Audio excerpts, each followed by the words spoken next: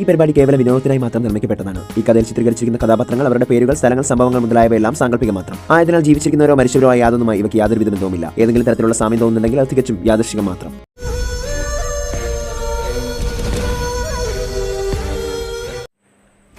നയനയും സ്വർണയും നന്ദിനി അന്വേഷിച്ചു പോകുന്നു. അപ്പോൾ നന്ദിനിയെ ഒരു കൂട്ടിൽ പൂട്ടിവെച്ചിരിക്കുന്ന കാഴ്ചയാണ് കാണുന്നത്. സുവർണ പറഞ്ഞു, നയനെ നോക്കി, നന്ദിനി ആ കൂട്ടിൽ. അപ്പോൾ നയന പറഞ്ഞു, നന്ദിനി നീ ഒന്നുകൊണ്ട് ഭയക്കണ്ട, ഞാനും സുവർണയും വന്നിട്ടുണ്ട് നിന്നെ രക്ഷിക്കാൻ. അപ്പോൾ നന്ദിനി പറഞ്ഞു, നയനെ നീ ഇങ്ങോട്ട് വരണ്ട, നിനക്കിവിടെ ആപത്താണ്, നീ ഇവിടെ വന്നാൽ നിനക്കും ആപത്ത് വരും.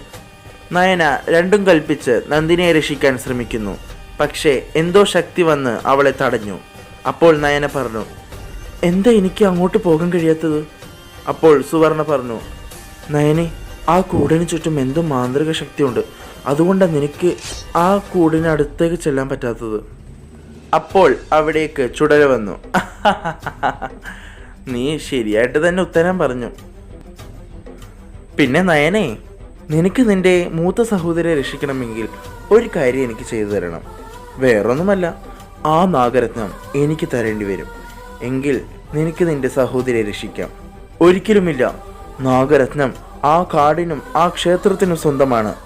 അത് നിനക്കൊരിക്കലും ലഭിക്കില്ല ചുടലെ. അപ്പോൾ ചുടല പറഞ്ഞു, എങ്കിൽ നന്ദിനിയെ നീ മറന്നേക്ക്, നിനക്ക് നന്ദിനിയെ ലഭിക്കില്ല. ചുടല നന്ദിനിക്കെതിരെ കുറെ കീരികളെ വിട്ടു. അപ്പോൾ നയന പറഞ്ഞു, വേണ്ട വേണ്ട, അവളെ വെറുതെ വിട്ടേക്ക്, നന്ദിനി ഒന്നും ചെയ്യില്ലേ. അപ്പോൾ സുവർണ പറഞ്ഞു, ചുടലേ, ഇന്ന് നിന്റെ അന്ത്യമായിരിക്കും, നിന്നെ ഇല്ലാതാക്കാനാണ് ഞങ്ങൾ ഇന്ന് വന്നിരിക്കുന്നത്.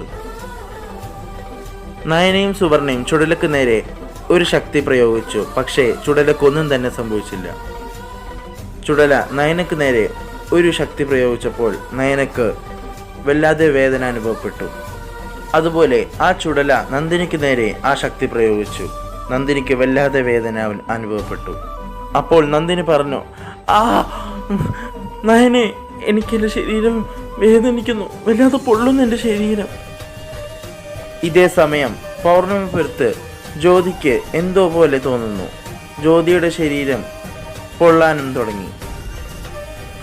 ആ എന്തെൻ്റെ ശരീരം പൊള്ളുന്നത്? എന്തെനിക്ക് സംഭവിക്കുന്നേ? അപ്പോൾ ജ്യോതി കണ്ണടച്ചു. കണ്ണടച്ചപ്പോൾ ജ്യോതി കുറച്ച് കാഴ്ചകൾ കാണുന്നു. ജ്യോതി കണ്ണു തുറന്നു. ഞാൻ കണ്ണടച്ചപ്പോൾ ആ കാടും അതുപോലെ ഒരു പാമ്പിനെ കൂട്ടിലിട്ട് പൂട്ടിയിരിക്കുന്ന കാഴ്ചയാണല്ലോ കണ്ടത്. എന്തായിരിക്കും സംഭവിക്കുന്നേ? ഞാൻ വേഗം തന്നെ വനത്തിലോട്ട് പോകട്ടെ. ജ്യോതി ആ വനത്തിലോട്ട് പോകാൻ തീരുമാനിക്കുന്നു. ജ്യോതി വനത്തിലെത്തി. അവൾ എത്തിയപ്പോൾ അവൾ കാണുന്ന കാഴ്ച നയനയും സുവർണയും ചുടലക്ക് നേരെ ശക്തികൾ പ്രയോഗിക്കുന്നതായിരുന്നു. അന്ന് ആ ചുടലയെ ഞാൻ വെറുതെ വിട്ടതുകൊണ്ട് ഇപ്പോൾ പ്രശ്നമായി. ഇപ്പോൾ നയനക്കും ആപത്തായി തുടങ്ങി. ഈ ചുടലയെ ഞാൻ വെറുതെ വിടില്ല. ജ്യോതി അങ്ങനെ ഒരു ഇച്ഛാധാരിയായ നാഗകന്യകയാൻ തുടങ്ങുന്നു.